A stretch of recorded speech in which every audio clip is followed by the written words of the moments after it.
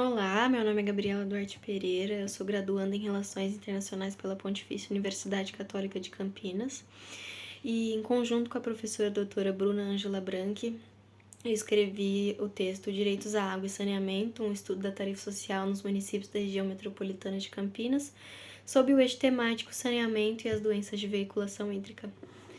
Eu gostaria de começar dizendo que em 2010 a ONU estabeleceu enquanto direitos humanos fundamentais os direitos à água e ao esgotamento sanitário. Isso porque a partir destes, outros direitos humanos são garantidos. E por que a ONU fez isso? Por conta de dados como a falta de acesso à água limpa e segura por parte de 884 milhões de pessoas, a falta de saneamento básico para 2,6 bi de pessoas e a morte de 1,5 milhões de pessoas, de crianças abaixo dos 5 anos por conta de doenças de veiculação hídrica, ou seja, causadas por água contaminada e também relacionadas ao esgotamento sanitário precário. Aqui no Brasil, o que corrobora com essa questão da ONU, com essa questão da água e do esgotamento sanitário enquanto direitos humanos fundamentais, é a tarifa social. Ela foi criada em 1970 pelo Plano Nacional de Saneamento e é um subsídio que visa garantir a universalização do acesso aos serviços de água e esgotamento sanitário por parte da população em situação de vulnerabilidade.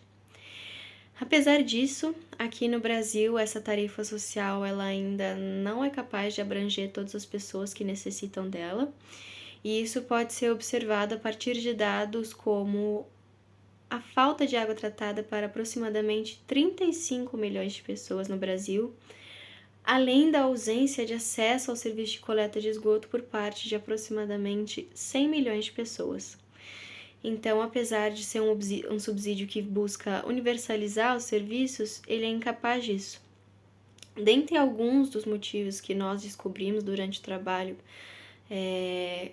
que resultam nisso, a gente tem tanto a falta de divulgação desse benefício, também quanto tanto essa falta de divulgação, quanto a falta de divulgação dos critérios necessários para que as pessoas possam ser beneficiárias da tarifa social. Então, o meu objetivo aqui vai ser analisar a abrangência da tarifa social, não no Brasil como um todo, mas apenas na região metropolitana de Campinas, que é localizada no estado de São Paulo. Enquanto referencial teórico, o meu referencial ele foi pautado em 4 pilares. O primeiro deles sendo o objetivo da tarifa social, que, como eu disse, é um subsídio que busca universalizar o acesso aos serviços de água e esgotamento sanitário. Em segundo lugar, ele busca demonstrar as lacunas de atendimento.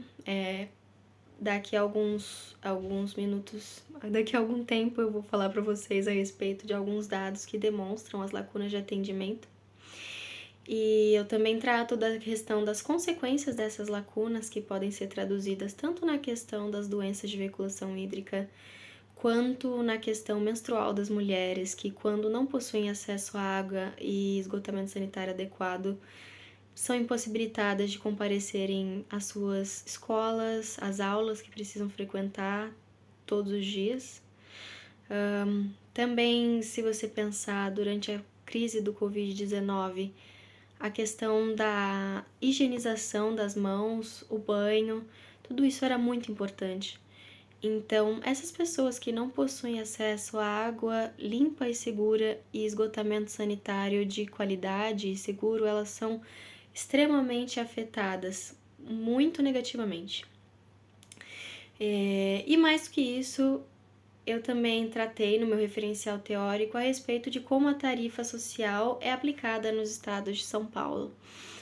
Aqui nos estados de São Paulo, para ser beneficiário desse subsídio, é algo que depende da iniciativa do demandante. Então, se você quer ser beneficiário da tarifa social, você precisa ir atrás disso, você precisa descobrir quais são todos os requisitos, você precisa dar o primeiro passo.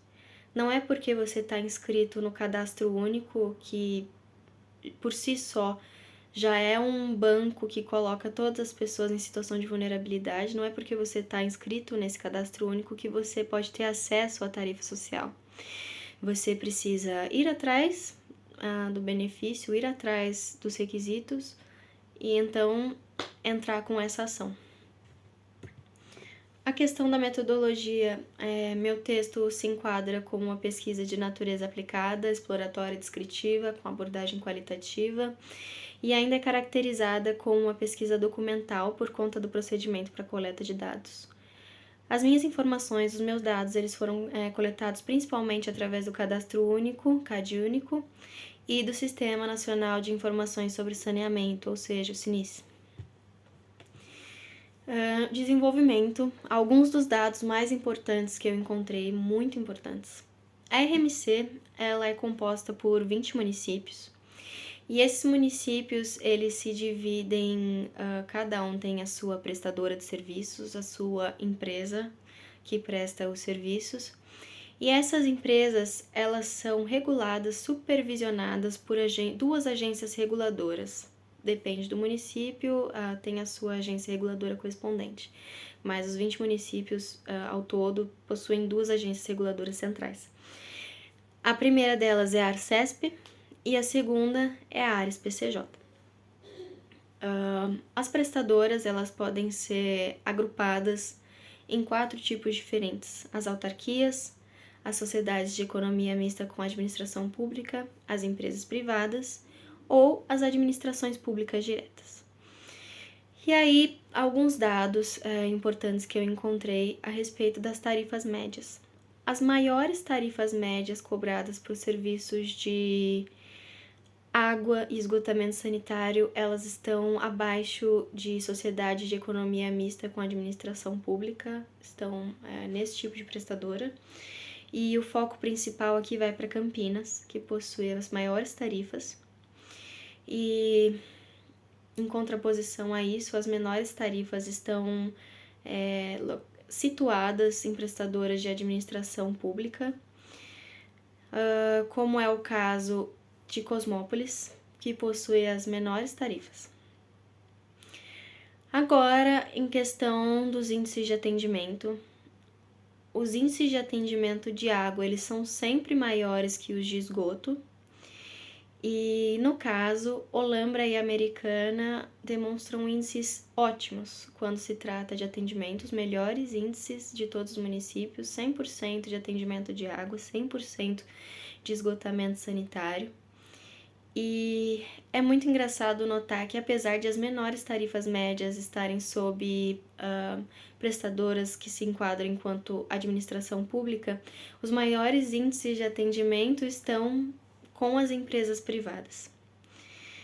E a respeito dos menores índices de atendimento, a gente tem aqui as autarquias e um foco especial em Engenheiro Coelho, que possui um índice de atendimento bem baixo em relação às outras prestadoras. Algo muito relevante e muito interessante de ser notado a respeito dessa questão do índice de atendimento é que, apesar de Olambra e Americana estarem falando que tem 100% de atendimento, isso não condiz, de fato, com a verdade. Isso porque alguns dados que a gente descobriu, apenas Campinas possui mais da metade dos seus residentes inscritos no CadÚnico sendo beneficiários da tarifa social. O resto dos municípios não possui nem perto disso, possui muito menos.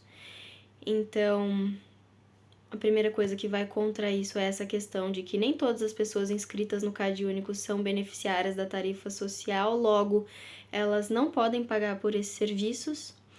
E outra coisa que também depõe contra esse fato é a questão de que o cálculo utilizado para descobrir o índice de atendimento, ele considera apenas a região na qual as prestadoras prestam serviços. Então, se você tem uma cidade, no caso, Americana, supondo, você tem a área urbana atendida por Americana e você tem uma área rural que não é atendida por essa prestadora de Americana, quando a gente tem aqui que é atendido por 100%, é só essa região para a qual a prestadora tem seus serviços disponíveis. Para essa região que ela tem os serviços disponíveis é 100%.